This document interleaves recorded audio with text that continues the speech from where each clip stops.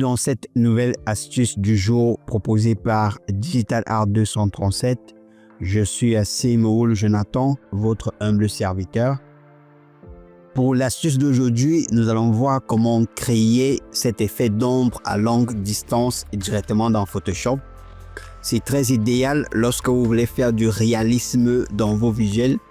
Un peu comme chez nous, chez Digital Art 237, nous faisons du design graphique 3D et la 3D requiert du réalisme. C'est pourquoi il est très important de maîtriser certaines techniques qui vont vous permettre de générer du réalisme dans vos visuels. Nous allons voir comment faire ça dans Photoshop tout à l'heure. C'est pas compliqué, vous allez voir, c'est très facile. Alors pourquoi ce type d'ombre à longue distance dans Photoshop? Et pourquoi ne pas utiliser l'ombre classique de Photoshop qui se trouve dans les styles de calque? Alors je vais essayer de vous montrer la différence en cliquant 2 fois sur le calque, en appliquant ombre ici. Alors, le problème avec l'ombre classique de Photoshop, c'est que lorsqu'on veut par exemple travailler la distance de l'ombre, l'ombre a tendance à se détacher du sujet. Or, ce qui n'est pas évident lorsqu'on veut créer du réalisme. Parce que l'ombre n'est pas détachée du sujet. Peu importe la distance de la lumière ou l'intensité de la lumière, l'ombre fait partie intégrante du sujet. L'ombre peut avoir une distance élevée par rapport au sujet, mais il n'est jamais détaché du sujet. Nous avons notre source lumineuse qui est ici en haut de la chaussure, ce qui fait en sorte que l'ombre sera projetée en arrière. Or ici, avec l'ombre classique de Photoshop, nous voyons que l'ombre est projetée en arrière, mais malheureusement, l'ombre s'éloigne du sujet. L'effet réaliste recherché n'est plus présent. Par contre, l'ombre classique de Photoshop va marcher lorsque le sujet est éloigné de la surface. Nous allons voir ça dans ce visuel ici. Ici, nous voyons que l'élément est éloigné de la surface, ce qui fait en sorte que l'ombre peut se détacher de l'objet pour aller toucher la surface, parce que l'ombre ne peut exister que lorsque elle est en contact avec une surface. Sans surface, il n'y a pas d'ombre. Donc, l'ombre est obligée d'aller chercher une surface. C'est pourquoi elle est détachée de l'objet. Parce que ici, l'objet flotte, ce qui fait en sorte que la surface sol est plus bas. Donc, l'ombre est obligée de se détacher pour aller chercher une surface où elle va exister. C'est la même chose ici avec la tondeuse. Or, par contre, si l'élément est directement posé sur une surface comme cette tondeuse qui est ici, l'ombre ne doit plus se détacher. L'ombre doit rester en contact avec l'objet et la surface. Par exemple, ici, notre chaussure est en contact avec le mur, ce qui fait en sorte que même si la distance de l'ombre sera longue, elle ne doit pas être détachée de la chaussure parce qu'elle fait partie intégrante de la chaussure. C'est pourquoi dans cette perspective, nous ne pouvons pas utiliser l'ombre classique de Photoshop. Alors, sans plus tarder, créons directement notre ombre à longue distance. Alors, comment ça marche? Nous allons déjà commencer par prendre la sélection de cette chaussure. Je vais faire CTRL et cliquer sur le calque de la chaussure. Ça dépend de l'objet que vous avez là-bas.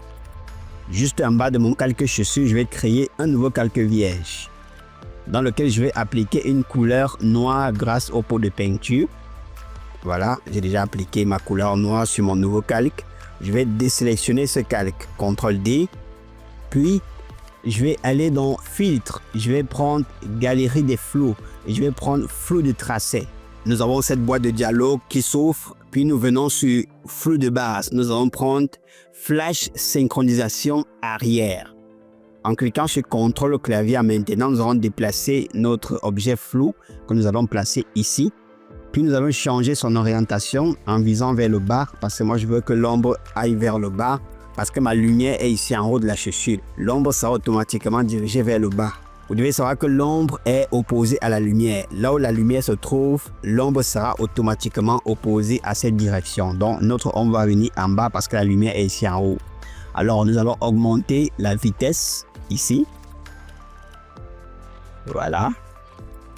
Nous allons aussi augmenter la vitesse de point de fuite ici. On peut voir la différence ici avec l'ombre classique de Photoshop et cette ombre-ci. Ici, là, c'est vraiment plus réaliste parce que l'ombre n'est pas détachée du sujet.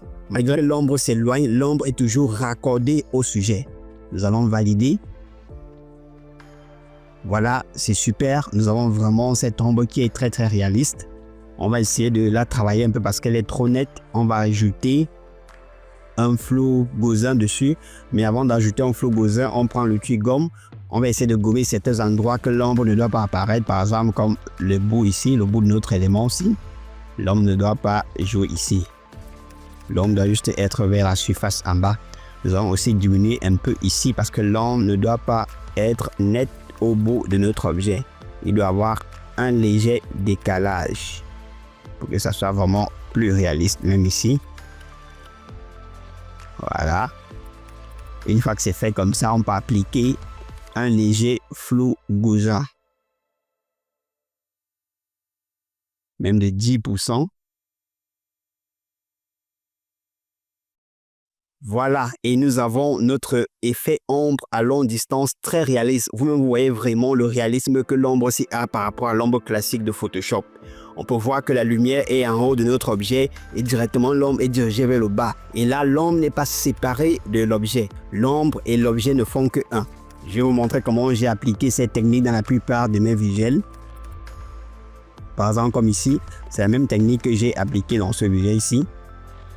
Pareil ici, c'est la même technique que j'ai appliquée ici. Même ici, au niveau du ballon et au niveau des gants et même au niveau de Onana, c'est la même technique que j'ai appliquée. Au niveau de la pizza, c'est la même technique. Même ici, au niveau de la canette, là, c'est la même technique. Même ici, au niveau du plat, c'est la même technique. Même au niveau de food, là, c'est la même technique. Donc, servez-vous de cette technique pour apporter plus de réalisme dans vos compositions. Ok, si vous voulez aller plus loin avec le design graphique, que vous soyez amateur ou professionnel, Digital Art a les meilleures formations pour vous, des formations qui vont vous permettre d'atteindre un niveau supérieur dans le design graphique 3D. N'hésitez pas à venir souscrire à nos formations. À très bientôt pour une nouvelle astuce.